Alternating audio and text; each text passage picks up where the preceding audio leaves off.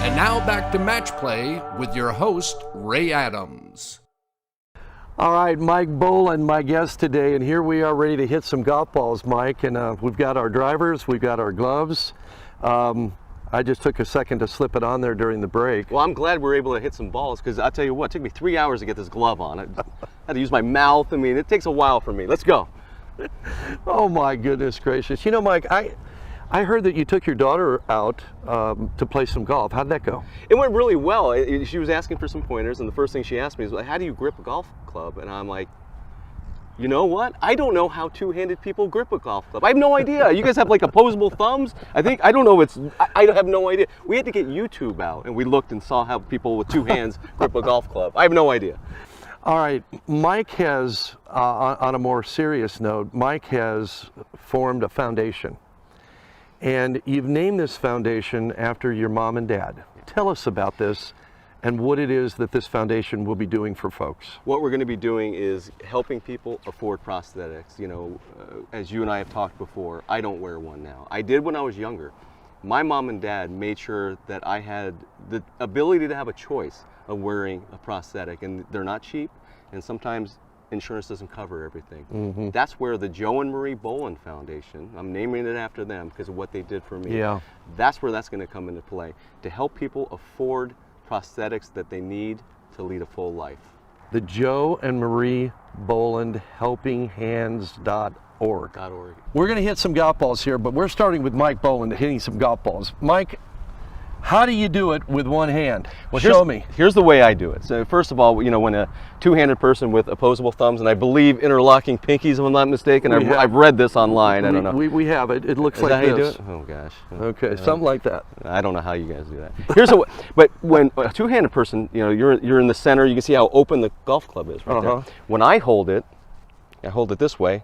You know, this is exactly how but because of the angle I have to hold it at, it does close the club face. So it hoods it a little bit. It does. So I always have to kind of club up while I'm playing, if that makes sense. Obviously, it does to you. Does that help you to draw the ball a little bit, or to hit it straighter? Straighter for me, yeah. Okay, good. Yeah, exactly. So yeah, I'll give it a shot right now. What I try to do is, when I line it up, I line everything up right here, because this is about where my arm is going to come back down. I mean, some of this stuff, it reminds me of bowling. You know, you try to be very technical. You have your push away, you have your steps. Same thing here. I try to keep it kind of the same way in golf. So let's see what I can do here, Ray. Let's give it the old college try, as they say. Wow. Do that again. Let's do it again. Let's give it another shot. I love this tee, by the way. Okay, again, you know, try to line it up this way. Make sure I come back down, keep my elbow straight like we all need to do, and then take the approach.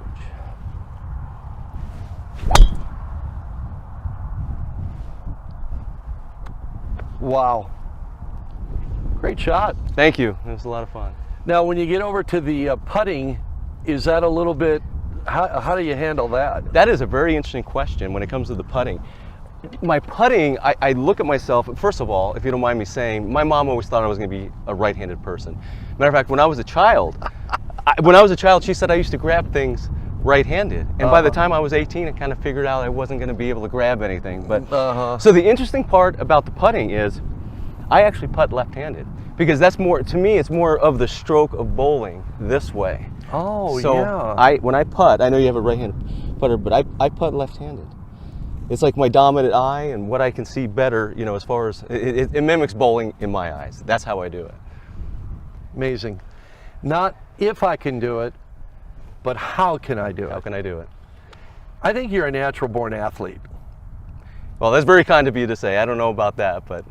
Well, look, professional bowling, loves basketball, good at it too, by the way. And you know, Mike, you and I met through golf when I found out that Mike had been presented a beautiful award for many, many years of service helping a nonprofit organization with their golf tournament, providing scholarships to young people going on to college. It was one of our military heroes in our country who took the call to go be in the Army after 9/11, and he was killed in action, buried at Arlington Cemetery, and the family wanted to keep his memory alive and to turn that dark moment again, shining a light in the darkness for other people, providing scholarships to young people in his name. And so the Shaw family gave you a beautiful award. I was there that night when he received it, and you and I had met there for the very first time. Yeah. I had heard your name, and I did not know that for years you were listening to my radio show. Absolutely, I listen to it. Mondays and Saturdays, absolutely. And so we became friends, and Mike was able to inspire me. And I was at that time, Mike, and you don't know this, but at that time, I was going through a rather dark time in my life. I had a very, very huge problem that I was dealing with, and it went on for months. And I didn't really know how it was going to be solved. And it was not a medical or an issue, but it was an issue in our family. And I did not know how it was going to be solved, and it was a dark time for me. And you were a light, among other people and resources, that helped to shine some light in my dark time. And I really appreciate you for that. Very kind of you to say. I didn't realize that, and I'm sorry I to know. hear that. We all many times don't know. Mike, thank you so much for inspiring us and encouraging us. I hope you enjoyed the show today, folks, as much as I did being here at True North with Mike Bolland. And make sure you go to Match Play TV on Instagram, Facebook, and YouTube for lots more. Thanks for joining me today.